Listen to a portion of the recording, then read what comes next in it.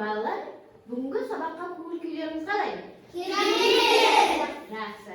Ендеше сіздерге бүгінгі сабақтарыңызға сәттілік тілеймін. Бүгінгі тапсырмаларды жақсы орында. Сұлтан, сен сабағыңды жақсы орында, апайдың айтқанын тыңда.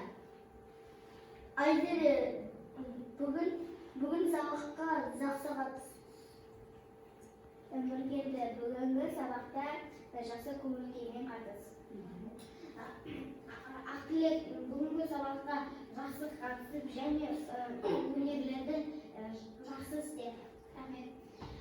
Фархат, бүгін сабақтан кейсал. Айнекөз, бүгін сабағында апайын айтқан тыңдап тапсырмаларды беске жаз. Нұрали, сабақты жақсы оқып, тез үйрен. Айтты, сабағыңды беске оқы. Ақылеттен апайдың айтқан тыңда. Көп рахмет. Хабиба, саған сабағымды жақсы түсініп, ұғынып, бес алуға тілектеспін. Рахмет. Ансар, сабағымды беске оқы. Ағынге математикадан көбейтуге жаттам. Асан, бүгінгі сабағымды беске оқы. Айнат, үздік оқушы болды. Бүгін сабағың жақсы өтсін.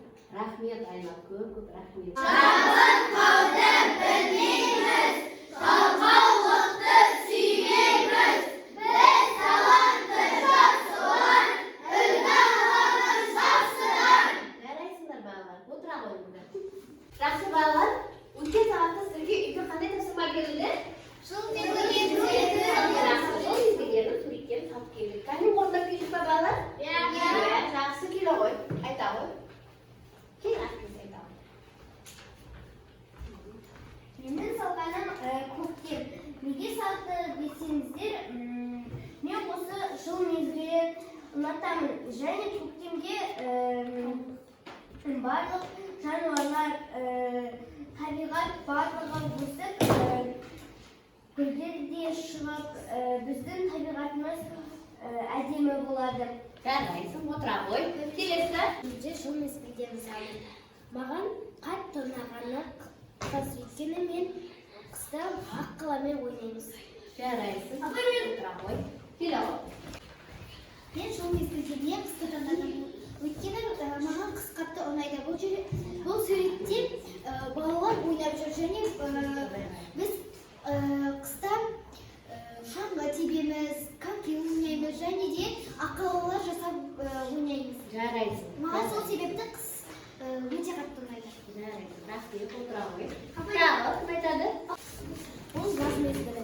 Мен жаз мезгілін өте ұнатамын. Себебі жазда далада ұзақ ойнауға болады.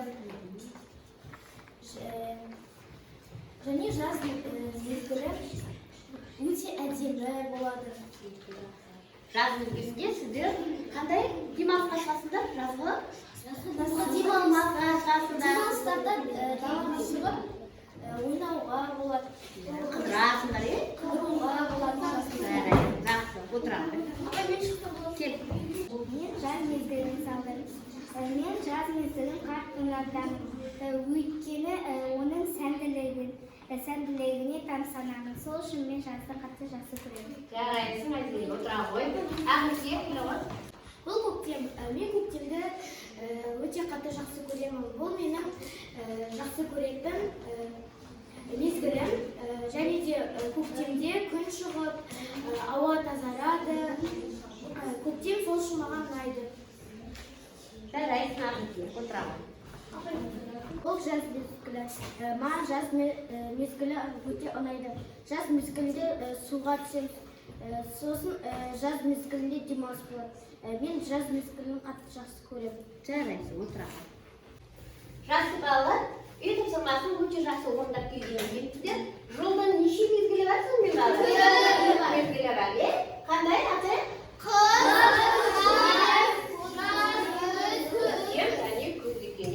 Жақсы балалар. Ендеше мен сіздерге мынандай бір сұрақ қойғым келіп отыр. Қандай мерекеге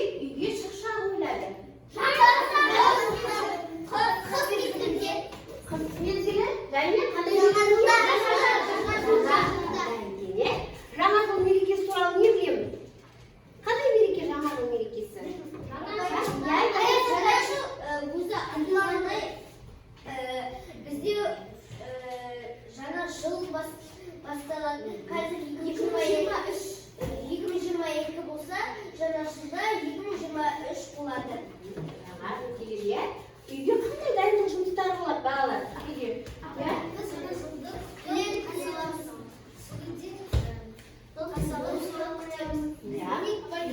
Жақсы. Үйге не қыласыңдар? Нені безендіресіздер, иә? Шырша безендіреміз. Шырша өте керемет ағаштың бір түрі. Өте жақсы. Өте жақсы. Шыршаны қалай безендіруге болады балалар?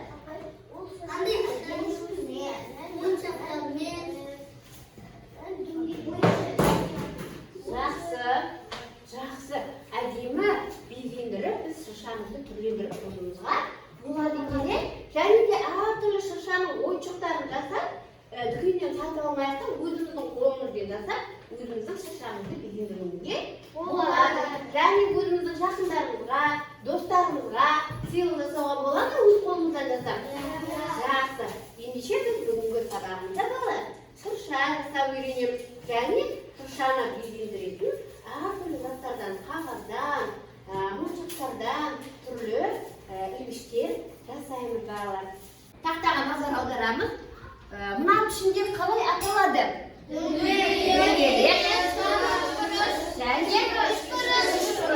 Бұлар қандай денелер деп аталады? Жазы денелер деп аталады екен. Ал енді мына пішіндерге қараңдар балалар. Бұл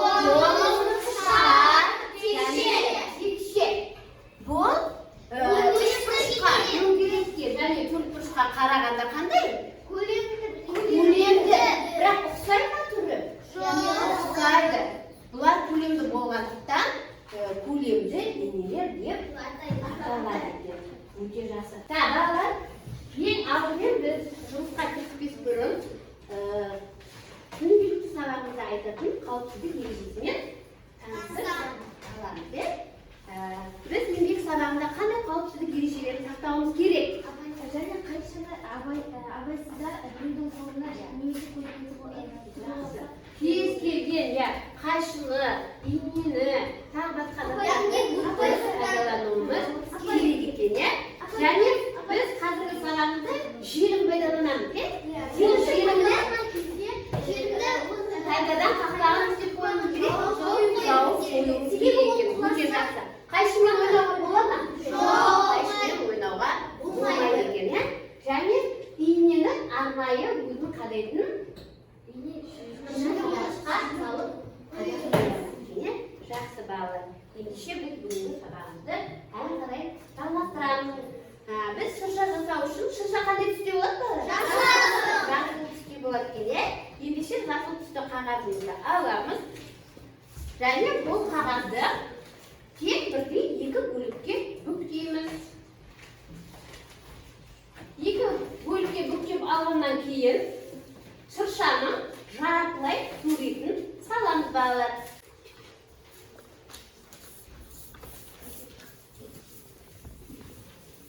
Жарасында екі бүктейміз.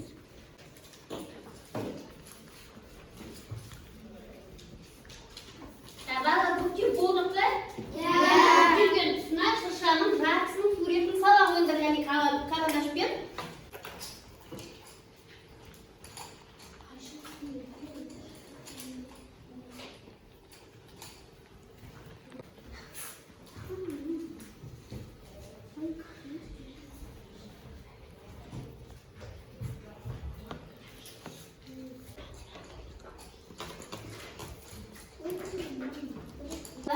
Әдемілеп, мұқият қиып аламыз шыршамызды салған суретімізді.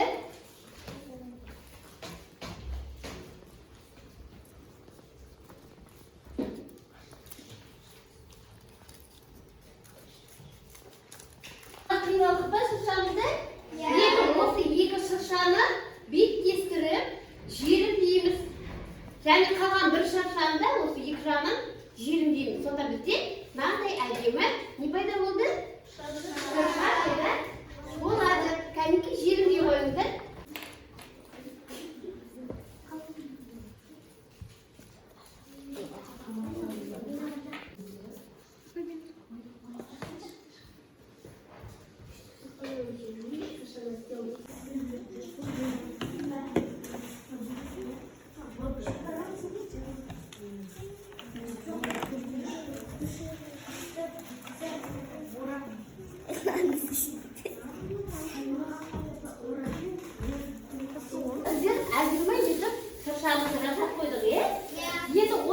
шыршамызды әшекейлермен, моншақтармен істеп, безендірейік.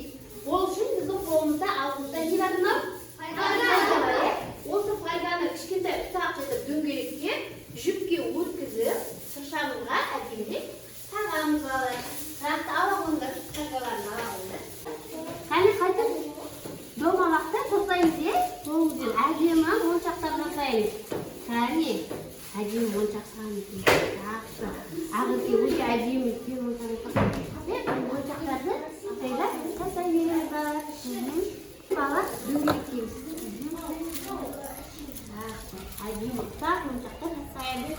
Қазір жүкке дейміз бе соны? Жақсы.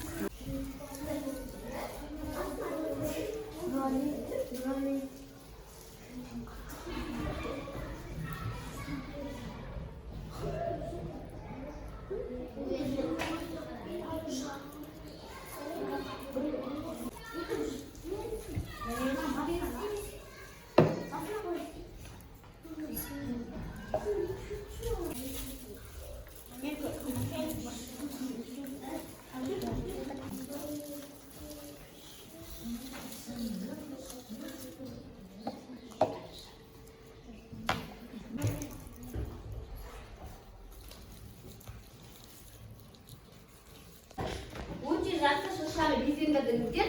Енді тағы да шыршаға бізді не ілеміз? Ойыншықтар ілеміз, әртүрлі ойыншықтар ілеміз. Қазір біз екі тобымыз, екі түрлі ойыншық жасап көреміз топпен бірге. Так, мен мына бірінші топқа екі түсті қағаз беремін.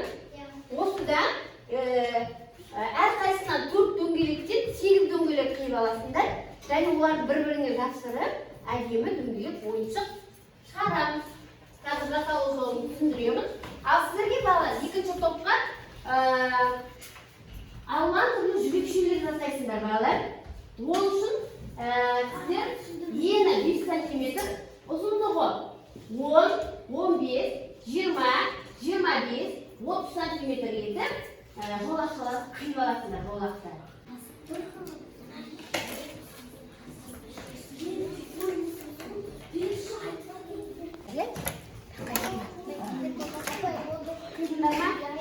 Жақсы бала. Енді осы дөңгелекшелерді жартысын бүктейміз. Жартысын бүктейміз. Не бар? Бүктей қойылар. Не мынаны былай жасыра береміз осылай. Сосын былай тарамыз.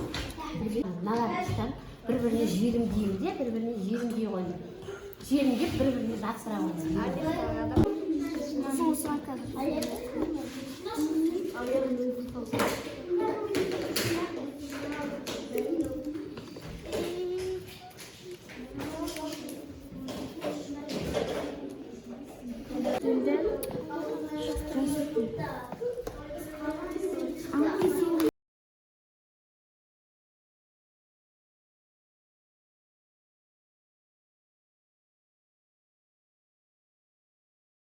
Жақсы балалар, бүгінгі сабаққа өте керемет қатыстыңдар. Барлығыңызда әдемі шырша жасадыңдар, балалар? Ал бүгінгі сабақ ұнады ма? Не білдіңдер? Айтамын. Біз бүгін сабақтан түрлі-түсті қағаздардан ойыншықтар жасадық және жүректер жасадық. Шыршаны безендірдік. Шыршаны безендірдік екен, өте жақсы. Кәне, мына топтан кім сөйлейді? Біз бүгінгі сабақта менің ойымша шыршаны жасап үйрендік, және оны безендірдік, және шыршаға ойыншықтар жасадық. Жақсы. Маған бүгінгі сабақ ұнады, керемет. Бүгін біз сабақта шырша жасадық және шыршаны безендірдік. Біз шыршаны фольгадан безендірдік. Моншақтар жасадыңдар, және жыл мезгілдерін жасап келдік. Және жыл мезгілдерін әңгімеледік. Және жүрек жасадық. Және жүрек жасадық. Жақсы. Енді үйімізден өзіміздің шыршамызды безендіре аламыз ба? Қолымыздан әртүрлі өз қолымызбен ойыншықтар жасай аламыз ба? Өте жақсы балалар. Бүгінгі сабаққа қатысқандарыңызға рахмет. керемет гаражында барлығыңызға. Сабақ аяқталды. Сау болыңыздар. Сау болыңыз.